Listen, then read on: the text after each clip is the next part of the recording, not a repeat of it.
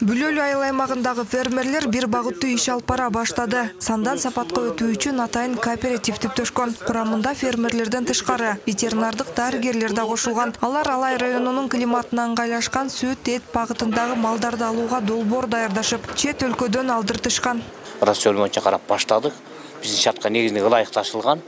Ошол көрсөтүлгөн эме боюнча жасап атабыз. Кудай караса, булардын эми ошол анча-мынча илдетте кабыл албай турган эмени тандадык да, бул жерде жана башында айтып кетти го.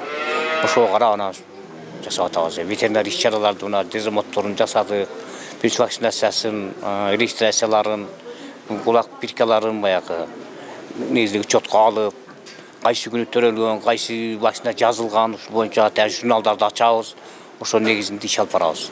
Ош облусундагы айыл чарба туризм тармагын өнүктүрүү үчүн Дүйнөлүк банк тарабынан 60 миллион акш доллар каражаты бөлүнгөн. Асыл тукум малдарды алууга 30 миллион акш долларга 80 баш мал сүт эт багытындагы алынып келинген. Ар бири 200 миң сомдон алынган. Кеминде 30 литр сүт берип жатканы айтылды. Мындай аракетти башкаларга да жайылтуу керектигин белгилешет. Сандан сапатка өтүү ар бир үйгө күнүмдүк киреше киргизүү.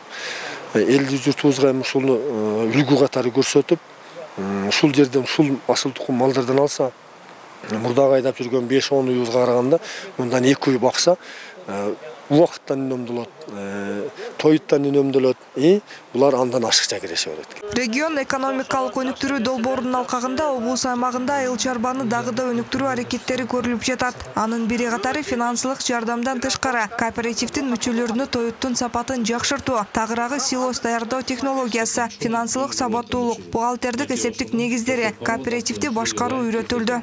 Кыргыз Республикасынын президенти урматтуу Садыр Нуркожоевичтин ушу айыл чарбасын колдоо тармагындагы кылып аткан ишинин натыйжасы. Аны жергиликтүү бийлик ушул баягы биз ушу өнөктөштөрүбүз менен муну баягы ишке ашырып аткан Арис долбоору менен баягы биргеликте мындай бир көп бир жериндеги маселелерди чечүү дагы, анан эми дыйкан фермерлерди ушу башка регионго алып чыгып окутуу дагы бул ушул баягы долбоордун компоненти менен эске алынган. Ош облусунда жайыттарды жакшыртуу жаатында жаңы өрөндөр келип, жайыттарга чачылууда. Ага ылайык малдын асылдуулугун көбөйтүү колго алынган. Алдыда дагы мал чарбачылыгын өнүктүрүү багытында бир топ ири долбоорлор ишке ашырылары айтылды.